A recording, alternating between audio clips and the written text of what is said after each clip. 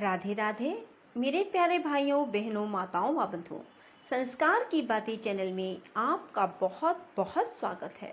बंधुओं, आज मैं आपको आषाढ़ मास में सुने जाने वाले श्री स्कंद महापुराण की कथा सुना रही हूँ।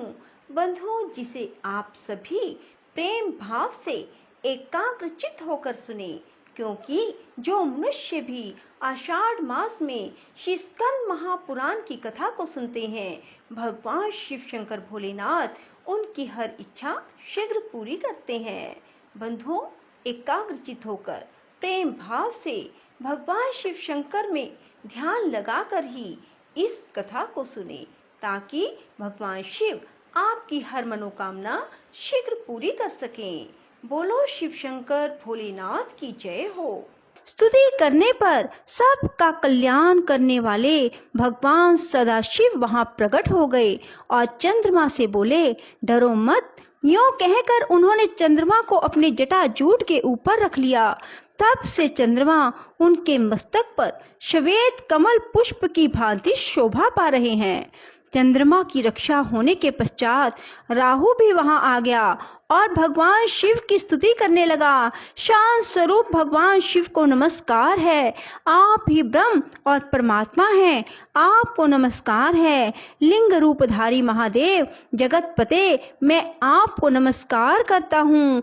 आप संपूर्ण भूतों के निवास स्थान, दिव्य प्रकाश स्वरूप तथा सब भूतों के पालक हैं, आपको नमस्कार है। महादेव, आप समस्त जगत की अनंत प्राप्ति के कारण हैं, आपको प्रणाम है। मेरा भक्ष्य चंद्रमा इस समय आपके समीप आया है, इसे आप मुझे दे दीजिए। राहु की इस प्रार्थना से भगवान सोमनाथ बहुत संतुष्ट हुए और उन्होंने राहु से इस प्रकार कहा, मैं संपूर्ण भूतों का आश्रय हूँ, देवता और असुर सब को मैं प्रिय हूँ।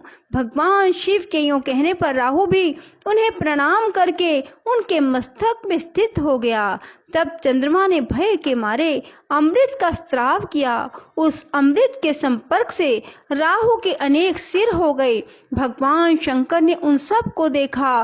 देव कार्य की सिद्धि के लिए उन्होंने राहु के मुंडों की माला बना ली, जो भगवान शिव के ऊपर सुशोभित दूसरों द्वारा चढ़ाई हुई पूजा सामग्री देखकर संतोष प्राप्त करता है, वह श्रेष्ठ लोकों में जाता है।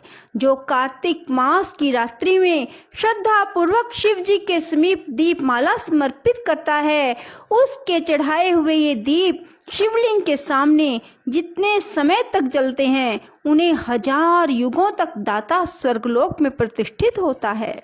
जिन्होंने भगवान शिव के मंदिर में कुसुम के तेल से युक्त दीपक अर्पित किए हैं, वे अपने ऊपर और नीचे की 10-10 पीढ़ियों के साथ शिवलोक में निवास करते हैं। दीपदान के फल से वे ज्ञानी होते हैं। जो कपूर, अगर और धूप से भगवान सदाशिव की पूजा करते हैं और प्रतिदिन कपूर की आरती उतारते हैं, वे सायुज्य मुक्ति को प्राप्त होते हैं। जो दान के समय, तपस्या में, तीर्थ में, पर्व काल में आलस्य छोड़कर रुद्राक्ष धारण पूर्वक शिव की पूजा करते हैं, उनका पुण्य अक्षय होता है। द्विजवरों, भगवान शिव ने जिन रुद्राक्षों का वर्णन किया है, उसे आप लोग सुने। रुद्राक्ष एक मुख से लेकर 16 मुख तक के होते हैं। उनमें से पंचमुख तथा एक मुख, ये 2 प्रकार के रुद्राक्ष मनुष्य द्वारा धारण करने योग्य श्रेष्ठ समझने चाहिए। जो प्रतिदिन एक मुख रुद्राक्ष धारण करते हैं, उन मनुष्यों को जीवन मुक्त जानना चाहिए। जो प्रतिदिन एक मुख रुद्राक्ष धारण करते हैं, उन मनुष्यों को जीवन मुक्त जानना चाहिए। जो प्रतिदिन पंचमुख रुद्राक्ष धारण करता है, वह रुद्र लोक में जाता है और उन्हीं के साथ आनंद का भागी होता है। जब तप, क्रिया, योग, स्नान और देव पूजा आदि जो भी शुभ कर्म किया जाता है, वह रुद्राक्ष धारण से अत्यंत फल देने वाला हो जाता है। जो मंत्रपूत विभूति से अपने ललाट में त्रिपुंड धारण करते हैं, वे रुद्र लोक में रुद्र होंगे। कपिला गाय के गोबर को भूमि पर गिरने से पहले ही हाथ पर ले लें और उसे सुखाकर विभूति के लिए संग्रह करें। विभूति सब पापों का नाश करने वाली बताई गई है। पहले ललाट में प्रयत्न पूर्वक अंगूठे से एक रेखा बनानी चाहिए, फिर मध्यमा उंगली को छोड़कर अनामिका और तर्जनी इन 2 उंगलियों से 2 रेखाएं खींचे। इस प्रकार जिसके ललाट में 3 सफल रेखाएं देखी जाती हैं, उस शिव भगत को साक्षात शिव के समान जानना चाहिए। वह दर्शन मात्र से सब पापों का नाश करने वाला है। लोमश जी कहते हैं, तदंतर उस देवासुर संग्राम में इंद्र ने भी दैत्यों का बड़ा भयंकर संहार किया। उनका वह कृत्य अद्भुत था। उस समय अर्थशास्त्र का आश्रय लेकर शचीपति इंद्र दुर्जय दैत्यों के लिए काल रूप हो रहे थे। जब इस प्रकार असुर मारे जा रहे थे, उस समय इंद्र को रोकने के लिए भगवान नारद जी वहां पधारे और यूं बोले, असुरों के मंडल में जो वीर योद्धा मारे गए हैं, उसके बाद अब तुम भयभीत सैनिकों की हत्या क्यों कर रहे हो? जो भयभीत होकर शरण में आ जाते हैं, ऐसे सैनिकों की जो लोग विजय मत से उन्मत्त होकर हत्या करते हैं, उन्हें महापातकी और ब्रह्म हत्यारा समझना चाहिए। इसलिए तुम्हें मन से भी किसी भयभीत प्राणी की हिंसा नहीं करनी चाहिए। महात्मा नारद के यूं कहने पर देव सेना के साथ तत्काल स्वर्ग में चले आए। उस समय सब देवता परस्पर अधिक हर्ष प्रकट करने लगे। यक्ष, गंधर्व और किन्नरगण भी बड़े आनंदित हुए। श्रेष्ठ देव ऋषियों और ब्रह्म ऋषियों ने अमरावती के सिंहासन पर शची सहित इंद्र का अभिषेक किया। इंद्र भगवान शंकर के प्रसाद से विजयी हुए। उस समय देवलोक में बड़ा भारी उत्सव मनाया गया। शंख, पटह, मृदंग, ढोल, आनक, भेरी और दुंदुभी आदि बाजे बजने लगे। देवताओं द्वारा मारे गए दैत्य पृथ्वी पर गिर पड़े।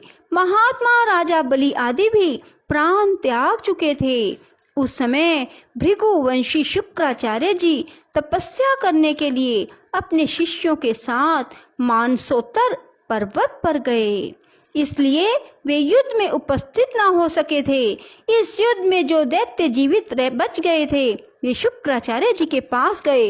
उन्होंने वे सारा वृतांत जो असुरों के संहार का कारण हुआ था विस्तार पूर्वक कह सुनाया।